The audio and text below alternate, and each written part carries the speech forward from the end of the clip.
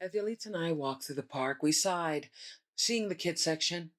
No, our ovaries were not exploding out of an overeagerness to have a bun in the oven. In fact, we were both going through some personal journeys in terms of motherhood, whether it would happen for us, and if surrogacy and adoption would be our route.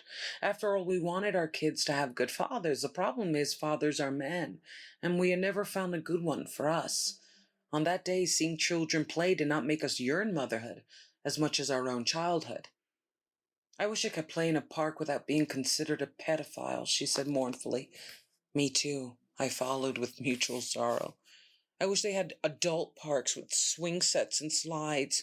I would love to be a kid in a stroller, napping my life away after a juice box. I wish there were adult strollers, she quickly replied.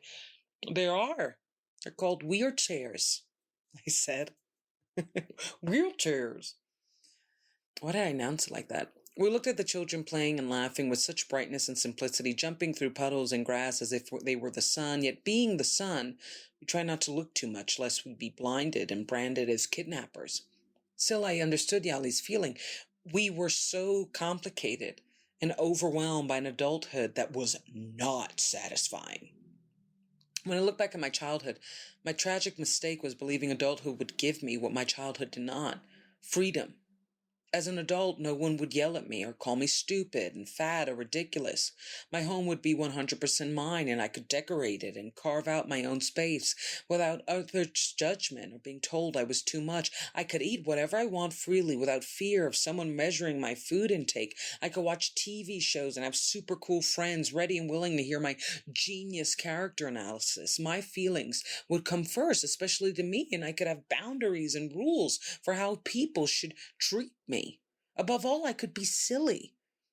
Yet growing up, I have realized that is what childhood was for, and if you miss the boat, well, you miss the boat. Growing up with an abusive dad and a strict mom made my natural softness and silliness feel like a burden or like an entertainment system. It either wanted things to be light, but instead I was required to be light, which made darker feelings and experiences something to be kept in or ignored. That behavior has tricked me into my adulthood and led me to not just lose my silliness, but my absolute self. For Yali and I, those kids being silly was the equivalent to being free and sparked our cries and acknowledgement that freedom might not be a feeling we know, at least not soon. Those kids did not have to impress anyone or heal from them. They just had to play and see who wanted to play with them. And we had not done that in a long time. Recently, our conversations have been about the giant hole of depression and the natural dance that comes with not trying to worry your friends, but also wishing to see what it was like to have someone worry. Part of why I feel my childhood was so dimmed is that I was raised to worry and think about everyone, except myself. I had to monitor adult feelings like that of my dad's to make sure I did not ignite a potential rebuke or evisceration of my soul. Fun was something I had to imagine by myself, and I really believed adulthood would be my chance at fun with someone else. Yet it's still in my imagination. So I think for people who have abusive parents, we look at childhood like almost like something you have to escape, because in adulthood we'll be able to either be free of our parents or we have enough emotional distance, enough material distance. And it's something that I'm sure a lot of people are confronting, and I've seen it on TikTok. A lot of people are still living with their parents or having to move back in their 30s and 40s just because of how expensive this world has become and how like unpaid people are or lowly paid. And for a lot of us, our parents were abusive or they just have a lot of trauma, and they have this really weird concept of, their love is automatic. It doesn't need to be displayed, but our love does. The child has to be performative, and they just have to know that they are respected and valued. But if they put a boundary, that's disrespectful. And what are boundaries if not respect, right?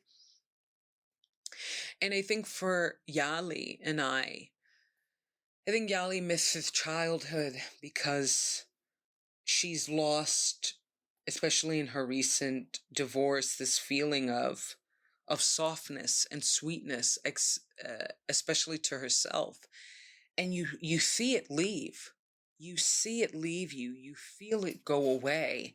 And even if knowing that you are treating yourself so haggard, so old, to the point that you're even looking it, knowing doesn't necessarily transfer into action. And for me, when I look at kids playing, oh God, am I going to cry? I get so emotional. I look back and my adulthood I really thought adulthood would be my chance to kind of control myself and take back my power and finally live life the way I wanted. And it has not been that. Like, I'm still doing what everybody wants, people pleasing, dating the most toxic people that act like my dad. You know, it's like it didn't happen. It actually got worse. Because now there are bills too. And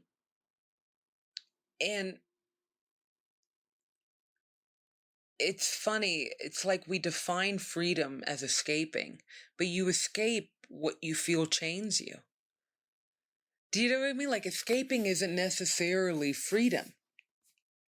Because even with my father away, part of why I did Daddy Recovery is that I was finding other people to replace him, to abuse me and bring me down and take from me, all in hopes that they would be the version of him that loved me. And I'm trying to reconcile with my inner child by doing music, by doing Daddy Recovery, by doing acting, by doing things that I always knew I was supposed to do and was good at. But I had this father that made me feel like I shouldn't exist, that treated me like I was an ogre. And then I had this mother who was super strict, very harsh, but was going through her own traumas, her own literal illnesses. And there was so much that I felt like, it's so crazy because I use the word monitored. I felt like I had to monitor my parents' feelings so as not to trigger theirs or to, take care of them as I was supposed to. And in a way, they monitored me because so much of my life, I feel like I've heard figure it out or you can do it. And not even in a positive way, but just in like, you're on your own, kiddo. I've heard that more than I love you or you're doing great. Like, just you're on your own. And I felt only seen when they thought I was doing wrong. And it's, God, I might cry. It's something that I think about a lot. Like, I've only ever had visibility in association to wrong.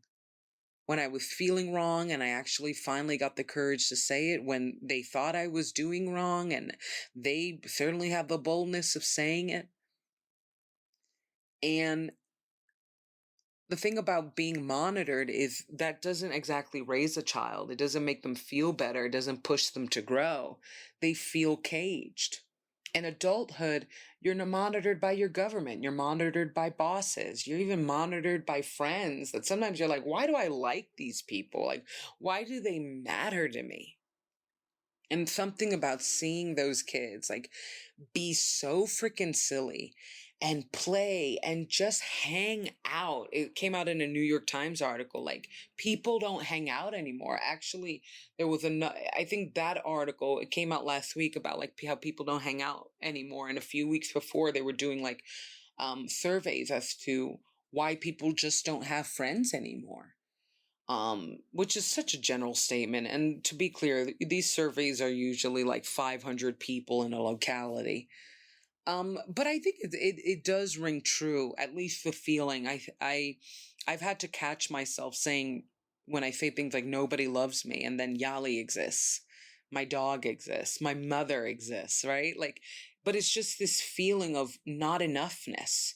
I'm not doing enough. I'm not getting enough for what I do, oddly enough, which is such a hypocritical thought. And when you're a kid, you don't think about that. Like, I was talking with a friend and he's like, you know what I miss about my childhood? Going to sleep. Like just going to sleep because I was sleepy and not having anxiety, not overthinking, just like my body resting. As adults, we don't do that. Like we have at least a 15-minute panic attack. Or like if you're like me, 5 hours of tossing and tussling in the bed until you hear like birds chirping and the sun come out. And I wish I didn't know, because my childhood was so oddly hard. I didn't know that in an odd way it was the easiest it was going to get my life, because I didn't have an easy childhood. So it was kind of this, I had a very oddly emotionally overwhelming childhood, obviously via my dad's abuse and my mother's strictness. Um, and it's like I missed the boat. I wasn't allowed to get on the boat. And now I'm trying to find, what does easiness and softness and grace mean in adulthood, when you have even more responsibilities, more people that you think you have to answer to them. Because our parents just become new people. They become friends. They become exes. They become bosses. That same power dynamic of somehow you've got to follow me, even if I lead you astray, or even if I do nothing to make you feel like you found yourself. And I wish I had more opportunities, and Yali was the same, of just being silly, of not even having those thoughts, of not even having deep analysis. Just play. I want to play. So check out daddyrecovery.com. Follow, subscribe on all platforms. I have them listed, my IG, everything. So, and thank you so much for supporting. All right, check out Business Class out May 24th.